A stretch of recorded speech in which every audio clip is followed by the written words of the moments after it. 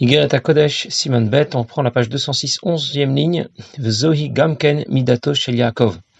La Zaken explique dans cette lettre au Chassidim de quelle façon réagir après la victoire et la libération de Yutet Kislev. Quand tout se passe bien, il y a deux réactions possibles. On peut réagir comme Yaakov ou comme Ishmaël. Comme Yaakov, ça veut dire considérer que tout le bien que l'on a obtenu, c'est Hachem qui nous l'a apporté, c'est Hachem qui nous l'a accordé. Et ce bien l'a propulsé plus proche de Dieu. Et plus on est proche de Dieu, plus on se sent petit. Ça apporte davantage d'humilité. Ou bien, on peut réagir comme Ishmaël. Ça veut dire considérer seulement le bien que l'on a reçu, sans considérer que c'est Hachem qui l'a apporté. Et on pense alors que ce bien est mérité. Ça apporte bien sûr davantage d'orgueil. Avraham Avinu s'adresse à Kadosh Baruch Hu pour lui demander d'épargner les habitants de Sodome et Amora. En vertu de quoi ? Parce qu'Avraham a su développer ce sentiment d'humilité dont nous parlons. Et ce sentiment, c'est aussi celui de Yaakov Avinu. Ce que dit tout de suite l'Admor Zaken dans les mots. C'est aussi la qualité, le caractère de Yaakov Avinu. Et c'est pour cette raison qu'il justifie pourquoi il craint de rencontrer Esav, le Dailo Baftachato, alors qu'il a déjà reçu la promesse d'Akadosh Baruch Hu, Dieu lui a promis qu'il serait avec lui, qu'il le protégerait. Donc de quoi il pourrait déjà avoir peur? Parce que Yaakov s'est senti tout petit. Tellement Dieu a été bon avec lui. Parce qu'il a traversé le Yarden avec Makli, avec son bâton. Ici, encore une fois, l'Admor Zaken ne cite pas l'intégralité du Pasuk. Et donc, il a traversé avec son bâton, il revient avec une grande famille, un grand patrimoine, et donc, il ne mérite plus d'être sauvé, comme Hachem le lui a promis. Tellement Dieu a été bon avec lui, tellement il se sent proche de Dieu, et du coup, tellement il se sent petit devant Dieu, qu'il a l'impression, il a comme l'impression d'avoir fauté. Il se sent tellement petit, qu'il a même l'impression d'avoir commis des fautes. Je vais reprendre ce que l'Admor Zaken vient de nous dire. Yaakov ne s'est pas contenté de la promesse de Dieu, qui lui assurait de le protéger. Il a tout de même eu peur d'Esav, parce que Yaakov se sentait si proche de Dieu, pour tout le bien que Dieu lui a accordé, qu'il se sentait en même temps si petit. Merachok Hashem Nirali, nous avons vu la dernière fois, parce qu'il dit que c'est justement lorsque je me sens Merachok, je me sens si petit, que Hashem Nirali, que Hashem se révèle à moi. L'Admor Zaken a cité le pasuk, qui bemakli choulé. C'est avec mon bâton que j'ai traversé le Yarden. Mais il ne cite pas le pasuk en totalité. Le pasuk dit en totalité, qui bemakli avardi et Yardenazé. C'est avec mon bâton que j'ai traversé ce Yarden. Et l'Admor Zaken ne cite que les premiers mots, qui bemakli. Le pshat du pasuk, sans simple, j'ai traversé avec mon bâton le Yarden. Ça veut dire que Yaakov Avinu n'avait rien d'autre que son bâton. Il était démuni, comme on a raconté la dernière fois l'histoire d'Eliphaz qui lui a tout pris pour éviter de le tuer. Et le Midrash raconte que Yaakov a traversé le Yarden avec son bâton, ça veut dire qu'il a frappé le Yarden avec son bâton, et les eaux se sont ouvertes, les eaux du Yarden se sont ouvertes, comme Moshe va le faire plus tard devant la mer. Il y a un autre passage qui dit, Mishpat utzdaka b'Yaakov atasita. Tu as agi avec Yaakov en même temps avec la justice et avec la tzedaka. Un passouk dans les Télim. On peut obtenir ce que l'on demande parce qu'on le mérite. C'est ce qu'on appelle Mishpat, la justice. Et on peut obtenir ce qu'on demande sans l'avoir mérité. C'est ce qu'on appelle tzedaka, la tzedaka. Mais il y a encore une autre façon d'obtenir ce qu'on demande. C'est de dire, même si je le mérite, ne me le donne pas parce que je le mérite. Donne-le-moi seulement par ta grande générosité. Et de cette façon, on peut obtenir beaucoup plus, bien davantage que ce qu'on mérite simplement. J'ai travaillé, je mérite un certain salaire. Mais ne me donne pas mon salaire au centime près. Donne-moi ce que tu veux. Et là, ce sera complètement différent. Toutes les portes s'ouvrent. Là, on pourrait obtenir bien plus que son salaire. Et c'est l'idée du pasuk qui dit au sujet de Yaakov, Mishpat utzdaka b'Yaakov tasita. C'est ce que Yaakov demande à Kadosh Baruch Hu. Il lui demande Mishpat utzdaka. Il lui demande de lui apporter tout ce dont il a besoin, mais pas à la hauteur de ce qu'il mérite, à la hauteur de la générosité de Dieu.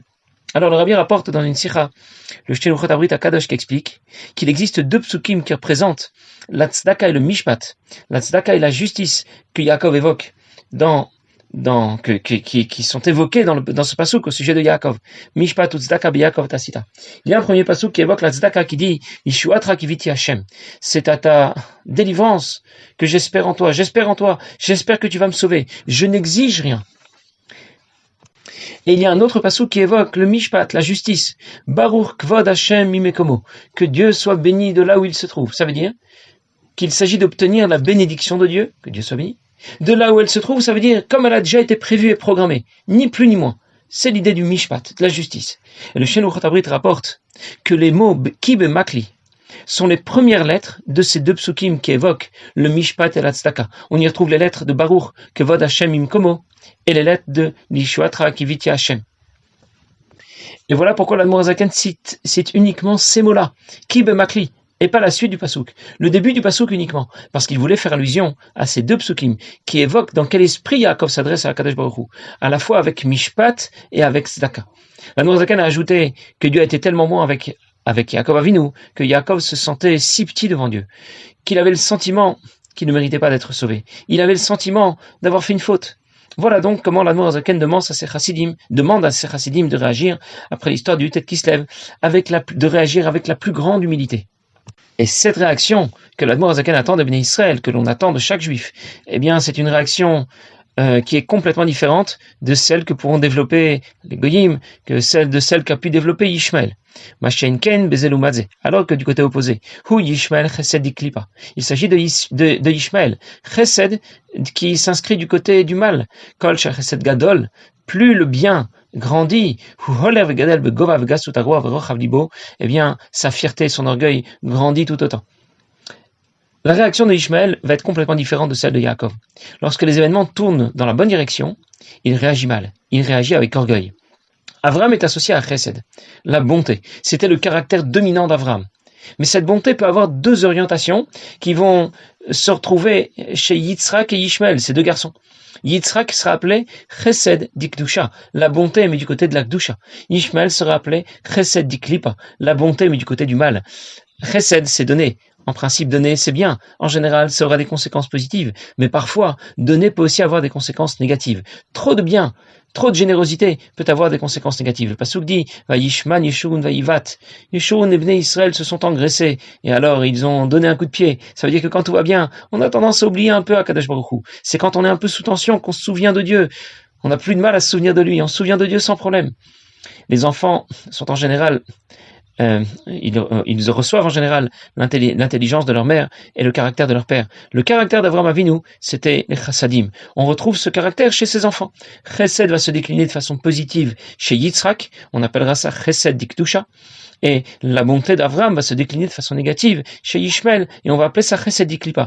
Qu'est-ce que c'est Chesed Diklipa? La bonté, mais du côté négatif. C'est l'idée que l'on ne peut plus... On ne pense plus à Dieu quand tout va bien. C'est l'idée de ne pas considérer ce que Dieu lui a donné, mais plutôt de considérer ce qu'il a reçu. Ce n'est pas tellement Dieu qui me l'a donné, c'est surtout moi qui l'ai obtenu. J'en ai reçu davantage, c'est que je le mérite. C'est donc que je suis supérieur aux autres. Les autres n'en ont pas autant, c'est qu'ils n'ont pas autant de mérite que moi, etc. Il ne le dit peut-être pas vraiment ouvertement, mais il n'en pense pas moins, et il y pense insidieusement au moins au fond de lui. Et ça, c'est la réaction d'Ishmaël. La réaction qui n'est pas celle qu'on attend du peuple juif. On raconte dans la Megillah qu'Aman est passé dans sa vie de simple serviteur, de simple esclave, premier ministre d'Achashverosh. Il a connu une carrière extraordinaire, une ascension fulgurante. Le roi va l'appeler pour lui demander « Que doit-on faire à celui que le roi veut honorer ?» Qu'est-ce qu'Aman a pensé immédiatement ? Les miyarpot samelech la sotika yotami meni. À qui d'autre que moi le roi peut penser déjà? Qui mieux que moi? Il considère que sa réussite est méritée. Il pense avoir beaucoup de qualités. Il pense être quelqu'un d'important. Et on comprend donc que sa réaction, dans son idée, il est le meilleur, il est le plus fort. Il pense être Haman le magnifique. Et cette réaction pleine d'orgueil, c'est celle que l'on a associée ici à Ishmael, Chesed Diklipa. Alors l'Admor HaZaken conclut, et il dit, la Zod Batim Namodim, pour ça que je viens informer Mouda Rabba, Klalut Ansheshlomenu, informer tout le monde, Al Ribou Yachasadim Shrikdil Hashem Lasot Imanu, pour tout le bien qu'Akadosh Baruch Hu a fait pour nous, les Chos Midotav chez Yaakov, de saisir plutôt la réaction de Yaakov, chez Eramush Erit Israël, que l'on appelle le reste de son peuple, le reste d'Israël. Je vais y revenir tout de suite. Chez Messimatzmo Kishirai Mutarot Mamash, parce qu'il se considère comme des restes, comme quelque chose de superflu chez une Boshum Tzorer, qui n'a aucune utilité. C'est donc développer une humilité profonde. Les Bilterum, les Vavam et Achem Choulé, et que leur cœur ne prenne pas plus trop de hauteur par rapport à leurs frères. Il s'agit des mitnagdim, de ceux qui se sont opposés à la chassidoute et qui ont provoqué l'emprisonnement d'Admor HaZaken. De ne pas de ne pas lever le nez. Ici, il s'agit pas, la traduction, il ne s'agit pas de lever le nez, d'élargir la bouche. Ça veut dire de ne pas leur répondre, de ne pas leur siffler. Haz mina asker bazara nora. Et bon, la traduction est un peu difficile. Haz mina asker bazara nora, ça veut dire que l'Admor Zaken, il tient absolument. Il nous avertit de ne pas adopter ce genre de comportement. Rak la shpil rucham belibam, mais seulement de baisser l'esprit et le cœur. En français, on dirait de baisser le nez. Bemidat emet le Yaakov, en réagissant vraiment, véritablement, comme le fera Yaakov, puisque c'est la mida de Yaakov, avec toute l'humilité de Yaakov, mipne kol adam bin michut roach, devant tous, avec cette humilité profonde. Et lorsque l'on va répondre à l'agressivité des mitnagdim avec tant de douceur et d'humilité, eh bien, cela provoquera aussi que de l'autre côté, les choses vont se calmer. Et c'est ce qui provoquera certainement, dit l'Admor Zaken. On espère que Hachem fera que leur cœur va se transformer et qu'ils auront une réaction réciproque vis-à-vis des chassidim, une réaction beaucoup plus douce. Que vient de nous dire ici l'Admor Zaken? Il conclut cette lettre en demandant aux chassidim de réagir après la victoire de Yutet Kislev, réagir comme Yaakov, avec humilité, pas comme Ishmael avec orgueil. Cette histoire aurait pu avoir des conséquences dramatiques, pas seulement pour l'Admor Zaken, mais pour la chassidoute en général, pour le développement et la diffusion de la chassidoute. Finalement, l'Admor Zaken a été libéré. La chassidoute a connu un essor extraordinaire. Et l'Admor Zaken recommande de suivre la réaction de Yaakov, qui est appelé She'er Amo, le reste de son peuple. Ça veut dire que ce qui distingue Yaakov, c'est son humilité. C'est de se considérer comme des restes, comme quelque chose qui n'a aucune utilité. Pourquoi tant d'humilité? Parce que Dieu a été si bon avec lui, il se retrouve donc si proche de Dieu, qu'il se sent tout petit, complètement nul devant Dieu. Mais pour développer ce sentiment d'humilité, il faut avoir conscience que tout ce qu'on a obtenu ne vient que de Dieu. Agmara rapporte qu'on doit tout de même développer un minimum de fierté, une once de fierté. Parce que si je suis une serpillière, alors je ne fais plus rien, je sombre dans l'autre extrême. Qui je suis déjà pour oser apprendre la Torah et pratiquer les mitzvot? Et de toute façon, en général, pour nous, c'est pas trop là le problème. On ne risque pas trop de développer tant d'humilité à l'extrême. Mais l'Admor Zaken souligne que dans la situation dans laquelle se trouvent les chassidim, après la victoire extraordinaire du Yutet Kislev, ils ne doivent pas craindre de développer trop d'humilité. Même si d'habitude, on recommande une once de fierté pour motiver un peu notre service de Dieu. Le pasuk dit dans Divrei Yamim, Vayikba libo b'darka Hashem, son cœur s'est élevé sur le chemin de Dieu. Mais dans la situation que connaissent les chassidim, après la victoire d'Admor Zaken, l'Admor Zaken recommande une humilité extrême. Il recommande aux chassidim de baisser le nez devant les mitnagdim, devant ceux qui se sont opposés à la chassidoute. Il leur demande de développer sincèrement et profondément ce sentiment d'humilité. Pas de cinéma. C'est la pure réalité. Un véritable sentiment d'humilité. On raconte que si Admor Zaken n'avait pas rajouté à la fin de ce siman, Midat Emet le Yaakov, l'Admor Zaken n'avait pas exigé un véritable sentiment d'humilité, eh bien, il aurait eu 50 000 chassidim de plus. Parce que l'Admor Zaken exige Midat Emet. L'Admor Zaken exige la sincérité dont il nous parle ici. L'Admor Zaken termine avec un pasuk de Mishlei qui dit Manarach Meshifrema, une réponse douce renvoie la colère. Quand on réagit avec douceur, ça fait baisser la violence de l'agresseur et ça fait tomber la pression immédiatement. Quand les chassidim vont réagir de façon adéquate, cela fera tomber l'agressivité des mitnagdim, de ceux qui sont opposés à la chassidoute. Et peut-être qu'ils développeront ensuite, réciproquement, de meilleurs sentiments pour les chassidim. Comment l'Admor Zaken appelle les mitnagdim, qui ont provoqué son emprisonnement, qui ont espéré son exécution? Il les appelle Achem, ce sont nos frères. Il disait les biltirum levavam, mais Achem. On peut vraiment dire que l'Admor Zaken n'est pas rancunier, il leur en veut absolument pas. Ce sont nos frères juifs. Voilà donc comment un juif doit réagir quand tout va bien, avec beaucoup d'humilité.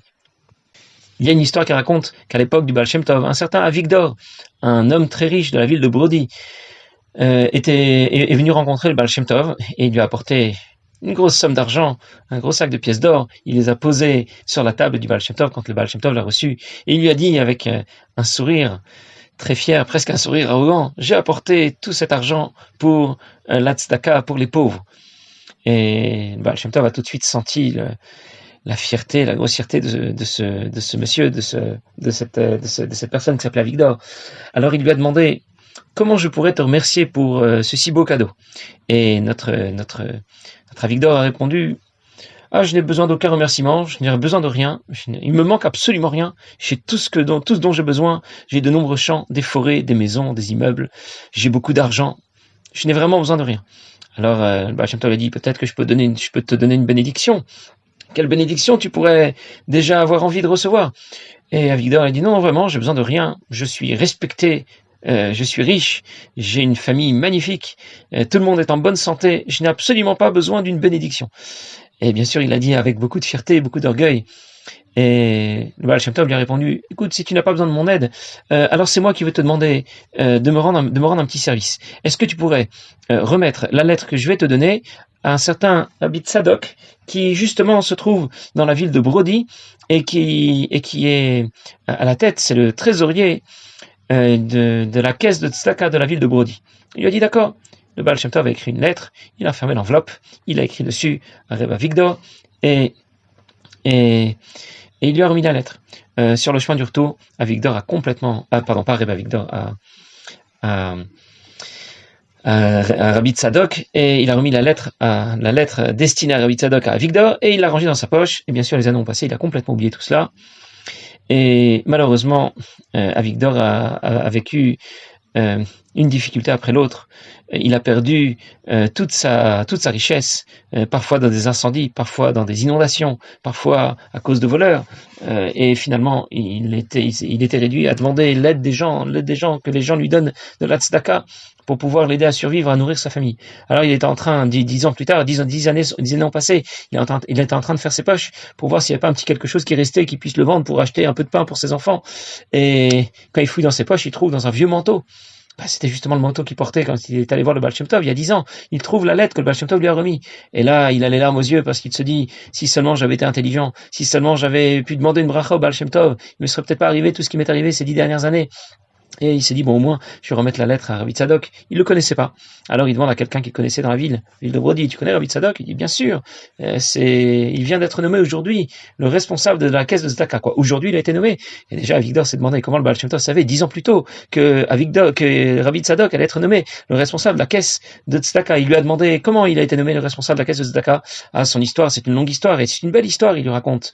Rabbi Tzadok, c'est quelqu'un qui était un pauvre malheureux. C'est un tailleur de son métier, mais il avait vraiment pas de réussite. Et puis un jour, et il y a un des pritzim, un des nobles de la région qui lui a commandé des vêtements, ça lui a beaucoup plu, il en a parlé à ses amis, le bouche à oreille a fonctionné, et du coup tous les nobles de la région lui commandaient des vêtements, et puis un jour un des généraux de l'armée avait besoin de faire des vêtements pour tout un escadron, et il a fait les uniformes pour tout l'escadron, et Rabbi Tzadok est devenu très riche, mais en même temps, il a toujours gardé son humilité, il est resté très humble, toujours à se soucier des pauvres, puisqu'il se rappelle que lui aussi un jour a été pauvre. Et finalement, il faisait au départ partie des membres du comité de la caisse de Tzedaka, mais on l'a nommé finalement le trésorier, le président de la caisse de Tzedaka. Bon, il a donc décidé d'aller le voir, il lui remet la lettre, et il lui dit que le Baal Shem Tov lui a remis cette lettre il y a 10 ans, que pour une raison qu'il ne connaît pas, en tout cas il a oublié de lui remettre cette lettre, et il s'excuse, en tout cas il lui remet la lettre, et Rabbi Tzadok lit dans la lettre ce que lui écrit le Baal Shem Tov, et le Baal Shem Tov lui a écrit 10 ans plus tôt. Avigdor, qui vient de te remettre cette lettre, était dans le passé quelqu'un de très riche, mais comme il était très fier de tous ses biens, de tout son patrimoine, finalement il a tout perdu, et après qu'il ait perdu toute sa fortune, Avigdor a bien retenu la leçon, et il ne sera plus jamais orgueilleux. Si tu lui donnes de l'argent maintenant pour l'aider à retrouver une meilleure situation financière, eh bien, il pourra rebondir et il gardera cette fois la tête froide. Et pour te confirmer que tout ce que je te dis est vrai, on va t'annoncer que ta femme qui est enceinte vient juste d'avoir un garçon. À peine Rabbi Tzadok avait terminé de lire la lettre que quelqu'un rentre dans Bet Knesset et il crie « Mazal Tov, Rabbi Tzadok, vous venez d'avoir un garçon !» Alors Rabbi Tzadok était sous le choc devant Ruach HaKodesh du Baal Shem Tov, et bien sûr il a fait ce que le Baal Shem Tov lui a demandé. Avigdor a pu retrouver sa fortune, et bien sûr il a gardé l'esprit de Yaakov, toute l'humilité qu'on attend de nous, toute l'humilité qu'on attend de chaque juif. Passez une bonne journée.